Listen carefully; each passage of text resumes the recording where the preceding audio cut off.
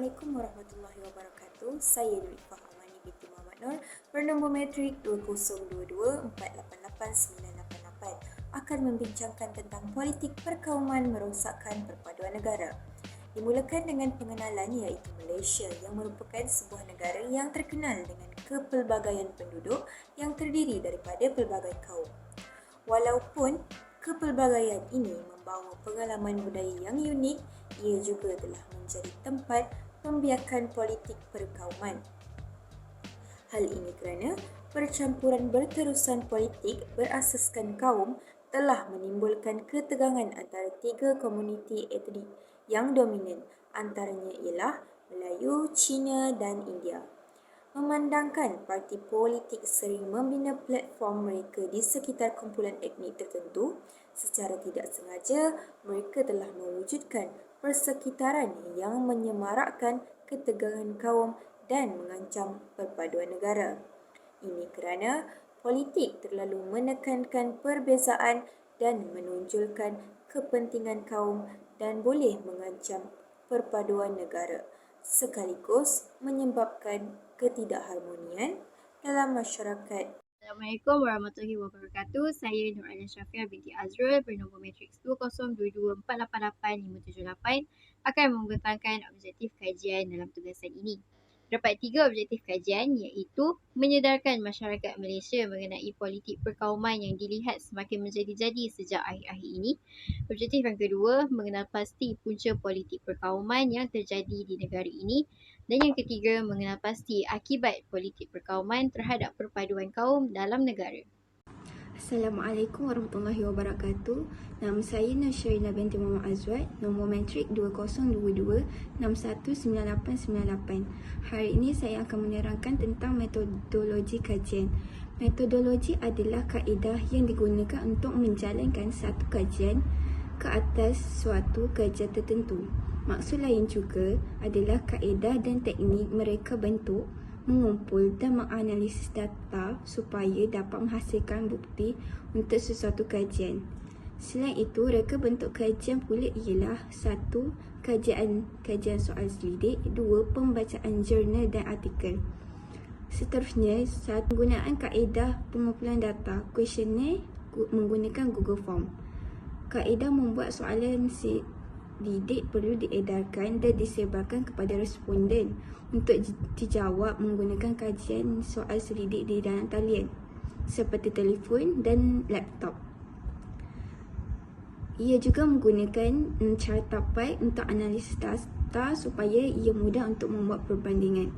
Selain itu, kita juga menggunakan kaedah analisis dokumen. Kaedah ini merujuk kepada pembacaan artikel dan jurnal. Selain itu, pencarian sumber dalam sesawang seperti Google Scholar dan dipastikan sahih bagi mengkaji kajian yang dicari. Seterusnya, kajian literatur, iaitu membincangkan artikel-artikel yang berkaitan dengan politik perkauman merosakkan perpaduan negara. Artikel yang pertama bertajuk Perkembangan Politik Malaysia Pasca PRU 12, satu tinjauan menerusi perspektif ethnocentrism. Artikel ini membahaskan persaingan politik di Malaysia yang berasaskan garis perkauman, identiti dan agama yang disifatkan semakin ekstrim dan popular dari zaman ke zaman, terutamanya dalam kalangan golongan elit politik. Perkara yang ditekankan dalam artikel ini ialah elemen ethnocentrism yang membawa maksud kecenderungan sekelompok kumpulan yang merasakan diri mereka lebih baik atau unggul daripada kumpulan etnik yang lain. Artikel ini juga lengkap menceritakan punca-punca ethnocentrism yang berlaku dari zaman pemerintahan British lagi sehinggalah kesan-kesan yang dapat dilihat pada hari ini. Antara yang menarik perhatian saya adalah persoalan yang diajukan oleh penulis kepada pembaca, iaitu persoalan pertama, mengapa masih ramai ahli politik Malaysia gemar memainkan sentimen perkauman? Dan persoalan yang kedua ialah, adakah rakyat sememangnya terperangkap dengan parti politik berasaskan kaum dan politik perkauman?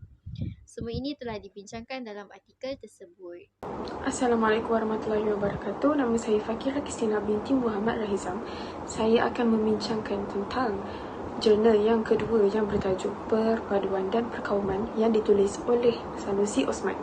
Jurnal ini membincangkan tentang kesan perasaan perkauman terhadap usaha mewujudkan perpaduan nasional. Perbincangan ini diasaskan kepada penyelidikan yang dilakukan di Labu, Negeri Sembilan dan di kawasan Majlis Bandaran Melaka.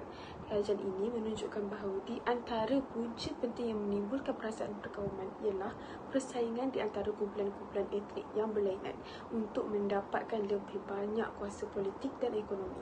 Dasar kerajaan yang mengutamakan pembangunan dan kepentingan sesuatu kumpulan etnik yang tertentu telah menimbulkan perasaan tidak puas hati dan cemburu di kalangan kumpulan-kumpulan etnik yang berlainan. Dasar yang demikian secara tidak langsung telah mengiktiraf faktor etnik sebagai satu faktor yang penting. Assalamualaikum, nama saya Nurhazana Amira binti Azizain. Saya akan menerangkan kajian literature Jurnal 3 yang bertajuk Kompromi Politik Dato' An Jaafar dalam menangani konflik perkauman selepas pendudukan Jepun di Tanah Melayu. Jurnal ini telah mengemukakan mengenai kompromi politik Dato' An Jaafar dalam menangani konflik perkauman selepas pendudukan Jepun di Tanah Melayu. Polisi divide dan rule British telah membawa kepada ketidakseimbangan kaum dan ekonomi di Tanah Melayu. Telah diperburukkan lagi dengan pendudukan Jepun yang telah menimbulkan bibit-bibit prasangka perkauman. Tentera Bintang 3 telah melakukan keganasan dan kezaliman dalam usaha meluaskan kekuasaan mereka sehingga menyebabkan orang Melayu dan orang Cina terlibat dalam konflik perkauman. Golongan bijaksana Melayu berusaha untuk memulihkan kembali keharmonian di Tanah Melayu. Dato' An Jaafar sebagai perantara dalam mengendurkan dan memulihkan hubungan kaum di Tanah Melayu. Hasil kajian mendapati bahawa Dato' An Jaafar telah mencetus inspirasi kepada orang Melayu untuk bersatu di bawah jemaah dan merintis jalan ke arah membina kekuatan bangsa. Kajian literatur jurnal keempat. Tajuk Lanskap Hubungan Sosial Antara Kaum dalam Masyarakat Majmuk di Malaysia pada Pasca PRU 14. Kajian dalam jurnal ini menunjukkan berkaitan isu-isu sensitif dalam masyarakat majmuk di Malaysia, khususnya pada era pasca PRU 14. Ia merumuskan pendekatan yang relevan dengan prinsip kesederhanaan dalam menangani isu sensitif yang berbangkit sesuai dengan realiti keragaman di Malaysia. Selain itu, isu perkauman yang membincangkan identiti antara individu lain dan menekankan nilai seperti budaya, bahasa, agama, keturunan, amalan dan kewarganegaraan. Oleh itu, dalam menangani keretakan sosial dalam masyarakat majmuk di Malaysia ini, pengkaji menggunakan pendekatan kesederhanaan iaitu wasatiyah.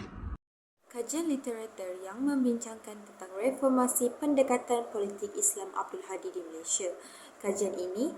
Kajian di dalam jurnal ini menunjukkan bagaimana pemikiran Abdul Hadi dalam membangunkan masyarakat Malaysia yang mempunyai pelbagai budaya, kaum, bangsa dan agama. Agenda penyelesaian menurut Islam diambil bagi membentuk suasana politik baharu dan mencorak masa depan negara. Pembaharuan ini bukanlah semata-mata berlandaskan kepada akal tetapi juga kepada Al-Quran dan Sunnah Rasulullah SAW. Abdul Hadi juga telah melontarkan idea kerajaan perpaduan yang bertujuan untuk menyelamatkan negara daripada ketidakstabilan politik dan ekonomi. Soalan pertama adalah adakah anda setuju bahawa kes ini telah terjadi pada negara kita? Ada 90.8% daripada responden terhadap soalan satu bersetuju bahawa politik perkauman terjadi di negara kita.